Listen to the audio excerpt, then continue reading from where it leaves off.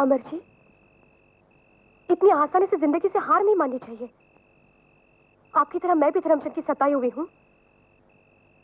उससे बदला लेने का अब एक ही रास्ता है। क्या?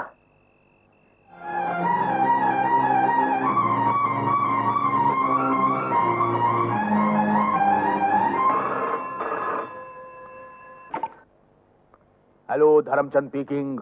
मैं जया बोल रही हूँ। जया? जया, क्या बात है? बोलो बोलो जया बहन। जया बहन? क्या मैं आपकी बहन लगती हूँ? हैरान हो गए? आप जैसों को हैरान करने में भी मजा आता है। क्यों? चुप क्यों हो गए? क्या मैं आपको अच्छी नहीं लगती? ये भी कोई पूछने की बात है? मेरी समझ में ये नहीं आ रहा कि चक्कर क्या है। नादान मत बनिए। भला कभी कोई औरत अपनी जुबान से किसी मर्द के साथ ऐसी बातें करती है क्या? समझ गए ना? आज की रात हम दोनों एक साथ। देखो जया बहन, मेरा नाम धर्मचंद है और आप जया हैं, और हम दोनों फोन पर ऐसी बातें कर रहे हैं। ये सच तो है ना? बिल्कुल सच है जी। आज रात 10 बजे मैं आपसे मिलने आ रही हूँ। मिलेंगे ना अकेले में? हेलो हेलो लो लो लो हेलो।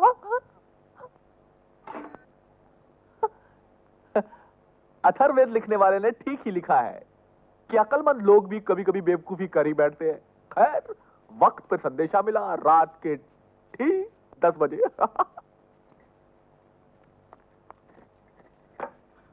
नमस्ते जी, मेरा नाम कमला है। मैं धर्मचंद जी की सेक्रेटरी हूँ। अच्छा, कहिए कैसे आना हुआ? मुझे यहाँ आना चाहिए या नहीं ये मैं नहीं जानती, पर एक औरत के साथ नाइंसाफी हो ये मैं कभी बर्दाश्त नहीं कर सकती। मतलब? धर्मचंद जी आपको दिल्ली में नौकरी दिलवा रहे हैं ना? हाँ। और कल ही आपको जाना है ना? जी हाँ। अब आप दिल्ली नहीं जा पाएंगी और नौकरी की भी उम्मीद आपको छोड़ देनी पड़ेगी। क्यों? आपके पति के साथ आपकी कुछ अनबन हो गई है, इसीलिए वो आपको हर तरह से लाचार और बेबस करके घुटन भरी जिंदगी जीने पर मजबूर कर देना चाहते हैं। आपको कैसे मालूम? आपके पति ने धर्मचंद जी के पैर पकड़कर मिन्नत की है कि वो आपको नौकरी न दिलवाए। समझ गई। अब वो ओछे हथकंडों पर उतर आए हैं। बहन जी, आप धर्मचंद जी को समझा बुझा कर अपनी तरफ खींच लीजिए। आप अगर उनके सामने जाकर अपना दुख कहेंगी तो वो जरूर पिघल जाएंगे। भले आदमी है, आपकी बात जरूर मान जाएंगे। देखिए, अब 10 बजने वाले हैं, कहीं वो सो न जाए। आप अभी जाकर उनसे मिल लीजिए।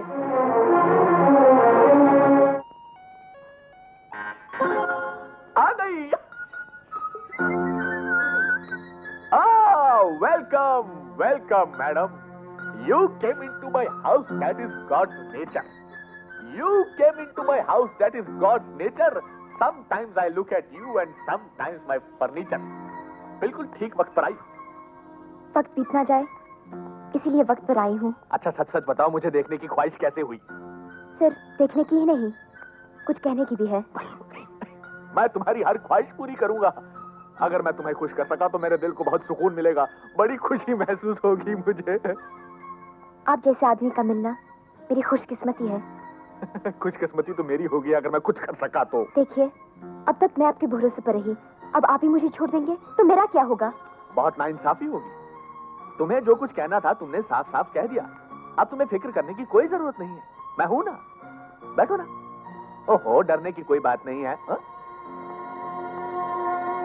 Come on, just relax.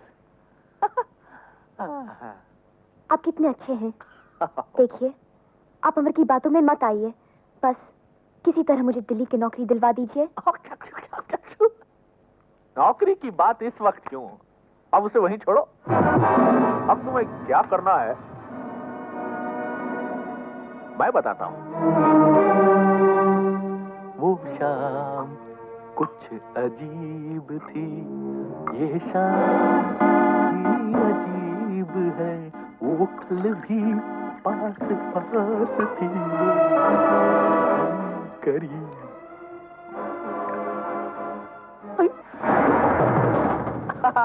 मेरी पत्नी से डर रही हो? घबराओ नहीं, माता के जागरण में गई है, रात भर वहीं रहेगी और जब तक वो वापस आएगी अपना काम। तुम धर्मचंद ही हो ना?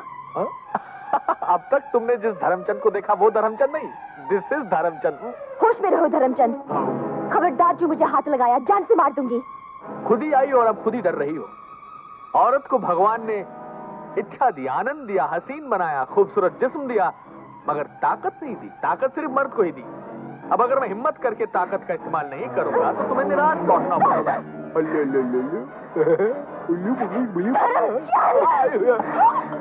ठहरो मिसेस जया, तुम बहुत संस्कारी हो और यह ठहरा उस संस्कार को जिंदा रखने वाला धर्मात्मा।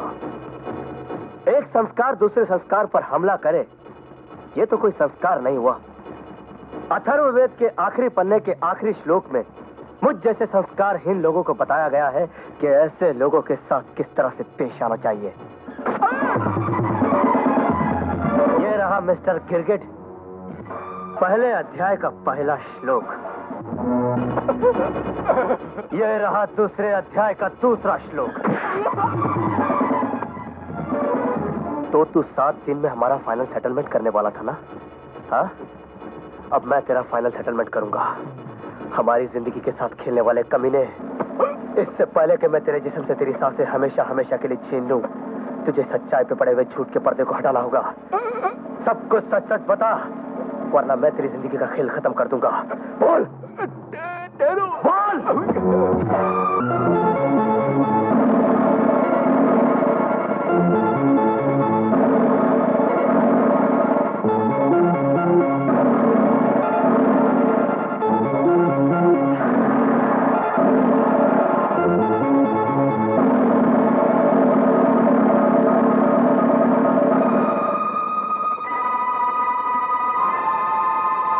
मिस्टर धर्मचंद, दैट इज अमर।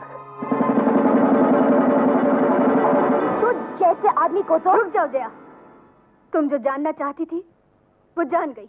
अब जाओ यहाँ से। आप नहीं जानती ये कैसा आदमी है। न जाने कितने लोगों की जिंदगी अब बर्बाद की है इसने। तुम्हें तो आज पता चला है, मैं तो इन्हें शुरू से ही जानती हूँ। कितनी रातें गवाई हैं मैंने, कितनी रातें नागन बनकर डसती रही है मुझे, कितनी बार मर मर कर जीती रही हूँ, नरक की आग में जलती रही हूँ।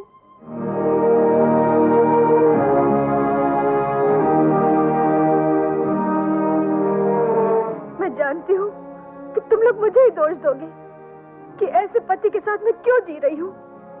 मुझे ये भी मालूम है कि तुम लोग मुझे औरत साथ के नाम पर कलंक कहोगे। इतना सब कुछ जानते हुए भी आप इसकी तरफदारी कर रही है, तो क्या करूं? पति को छोड़ दूं? सीता,